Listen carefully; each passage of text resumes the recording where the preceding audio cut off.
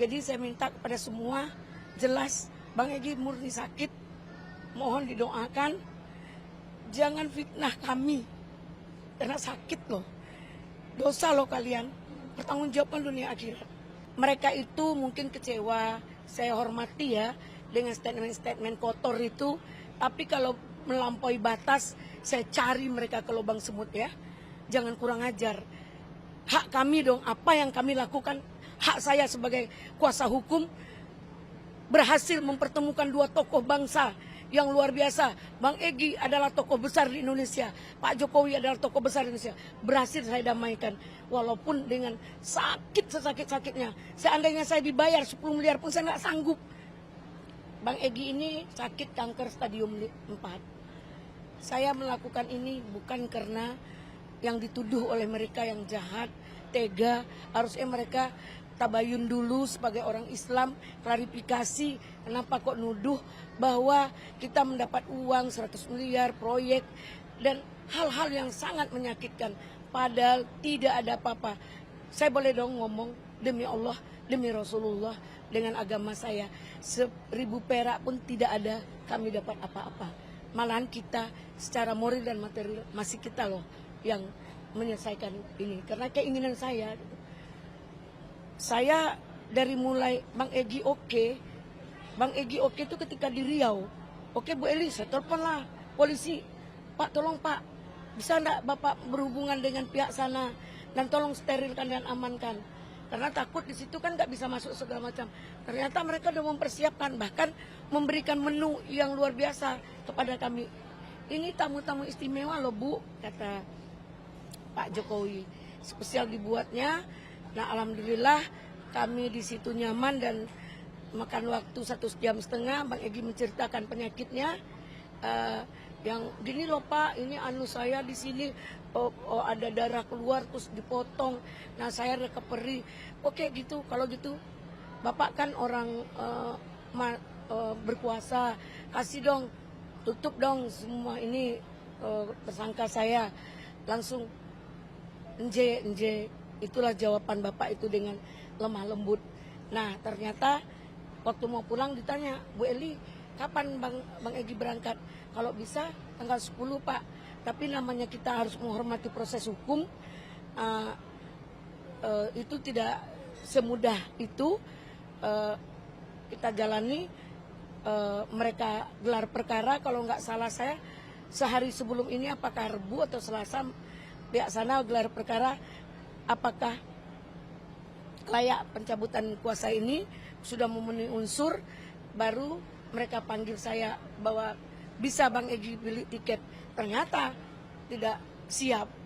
Hanya hari ini Bang Egy berangkat. Bang Egy trauma, takut bahwa ketinggalan lagi. Makanya dia tadinya mau hadir di sini karena macet. Dia sekarang langsung ke airport. Kalau berkenan, ayo mari kita ke Terminal 2. Dia berangkat dengan batik. Untuk keberangkatan Bang Egy ini berapa hari? Kita nggak tahu ya. Ingat Sultan Syaril ketika bermohon untuk asas kemanusiaan, berobat waktu zamannya Soekarno, dia meninggal di sana. Dan kita kan nggak tahu dia recovery-nya berapa, ya.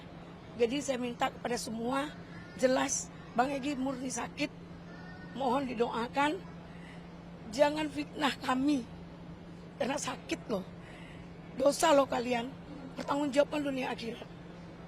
Ya, fitnah itu yang seperti apa sih, boleh jelaskan? Nerima uang 100 miliar. Pakai apa bawanya, Dinda? Fitnah dari siapa? Dari semualah, banyaklah. Katanya pengkhianat, pecundang, padahal Bang Egy ini bertahun-tahun pejuang dan aktivis. Mereka baru nongol, kok actionnya luar biasa, melebihi kemampuan mereka. Nah, jujur, kalau kita bawa uang 100 miliar pakai helikopter, jatuh itu helikopter. Kalau kita bawa pakai tronton, berapa tronton yang kita siapkan? 100 miliar bukan uang kecil. Dan kalau kita pakai BPK, pakai transfer, kena KPK dong. Nah, alhamdulillah 1000 perak kami tidak ada bawa apapun dari tempat Pak Jokowi, dan sampai detik ini masih kita yang mengkondisikan.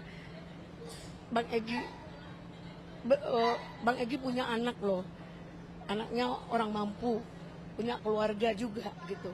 Bu, dalam konteks ada rumor kayak gitu, ada kekecewaan dari TVRI. Nah, bagi saya begini, mereka itu mungkin kecewa, saya hormati ya dengan statement-statement kotor itu, tapi kalau melampaui batas, saya cari mereka ke lubang semut ya. Jangan kurang ajar. Hak kami dong, apa yang kami lakukan, hak saya sebagai kuasa hukum berhasil mempertemukan dua tokoh bangsa yang luar biasa. Bang Egy adalah tokoh besar di Indonesia, Pak Jokowi adalah tokoh besar di Indonesia. Berhasil saya damaikan, walaupun dengan sakit sesakit-sakitnya. Seandainya saya dibayar 10 miliar pun saya nggak sanggup. Sekarang ini saya dibuli-buli, saya disakiti, keluarga saya tersiksa. Jadi saya nggak mau ya, tolong ya, nggak ada kami ada apa-apa dalam persoalan ini. Murni demi rasa kemanusiaan, Bang Egy berobat. Boleh kalian lihat, dia pakai kursi dorong, anaknya ikut, istrinya ikut. Boleh kalian lihat. Nah, kita nggak tahu umur, makanya Bang Egy bersedia bersilaturahmi, menyampaikan Pak Jokowi sakit, saya juga sakit. Saya mau ke Malaysia Pak berobat. Kalau Bapak mau berobat nanti saya kasih alamat. Sampai segitunya silaturahmi mereka. Kami mendengar pun rasanya walaupun hampir 2 jam belum puas karena enak itu, asik gitu. Pak Jokowi ketika pertama bertemu, Bang Egy, abang ingat saya minta tolong buat LBH. Abang 2006 udah terkenal, saya nggak siapa-siapa. Begitulah Pak Jokowi merendahkan ini, menghargai kami semua dan menghormati pertemuan itu. Saya sekali lagi bukan ingin menjilat segala macam, ekspektasi saya tercapai. Saya zikir 2 hari sampai selesai bicara itu karena takut tiba-tiba Bang Egy, saya nggak mau minta maaf, tiba-tiba Pak Jokowi, saya nggak mau keluar, tiba-tiba begitu kan takut. Nah akhirnya semua Allah yang mengatur. Sekali lagi saya sampaikan, tidak akan pernah gugur satu helai daun pun tanpa izinku kata Allah. Makanya kami berangkat, 1. Kedua saya berdoa, ya Allah jika ini mudaratnya lebih banyak, halangi keberangkatan kami. Jika lebih banyak manfaatnya, mudahkan. Alhamdulillah dipermudahkan oleh Allah. Mungkin itu yang bisa saya sampaikan. Ada respon nggak Bu keluarnya SP3 dengan tim relawan atau tim yang kemarin itu? Bagi kita seorang pengacara itu, saya nggak mau, maaf ya, melakukan debat-debat tebel yang nggak bermutu. Ada ahli men-challenge tentang hukum, padahal dia nggak ngerti hukum. Yang pengacara ngomong tentang ijazah yang tidak palsu gini, tidak ahlinya, sudah nggak relevan lagi. Contoh ya, itu tipa mana boleh itu dipanggil, padahal udah dilimpahkan ke kejaksaan. Dia paham nggak? Itu kan tahap 1. Kalau sudah lengkap namanya P21, baru dipindahkan ke tahap 2, baru ditahan, kan begitu prosedurnya. Ini kan tidak. Jadi jangan mengkomentari yang bukan ahli, bukan profesi kita. Demikian juga Roy Suryo. Kenapa SP3 gelar perkara itu kan masa membicarakan kliennya? Saya minta gelar perkara itu untuk menyatakan bahwa penyidik tidak benar. Banyak pelanggaran dari penyidik. Di situ ada propam, ada ada warsidik. Tentu kalau memang penyidik salah kan disikapi. Kalau kita lapor sana lapor sini kan susah. Bahkan saya dibilang, pengacara masa sudah tersangka gelar perkara. Gila nggak tuh? Kalau mereka nggak tahu ilmu, jangan. Jadi kita jadi pengacara, jangankan mau membebaskan Bang Egy.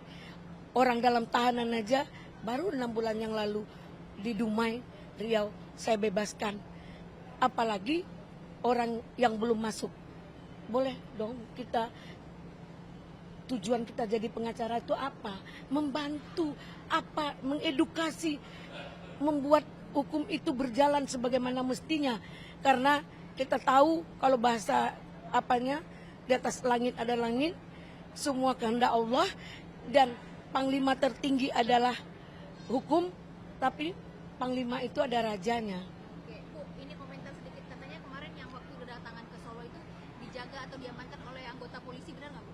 Benar, kan tadi saya bilang, begitu Bang Egy oke, saya di Riau, begitu Bang Ogi mau, kami langsung transit kok, langsung ke Solo. Berapa orang polisi yang jaga Bu?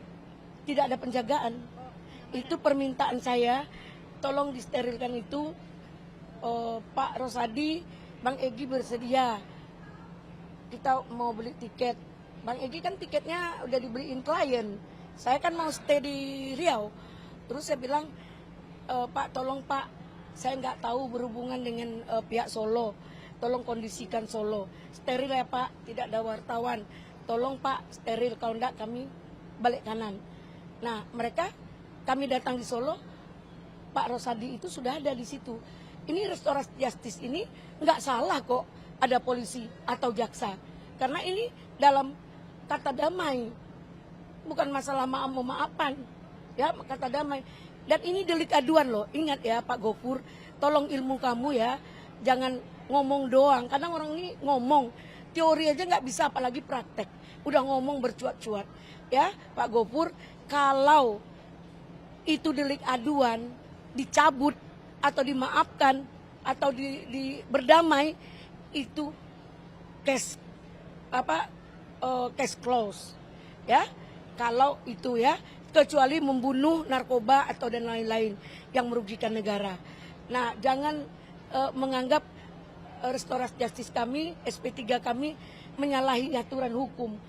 Insya Allah selama ini saya diam walaupun dibuli-buli karena saya tidak ingin bahwa pekerjaan saya ini tidak sukses atau tidak menghasilkan SP3. Maka saya diam agar berjalan ini dengan baik. Alhamdulillah SP3 saya dapat sore kemarin. Pencekalan dibuka, Bang Egy tidak ada urusan hukum lagi. Subscribe, share, like, and comment. Subscribe, share, like, and comment. Subscribe, share, like, and comment. Subscribe, share, like, and comment. Subscribe, share, like, and comment.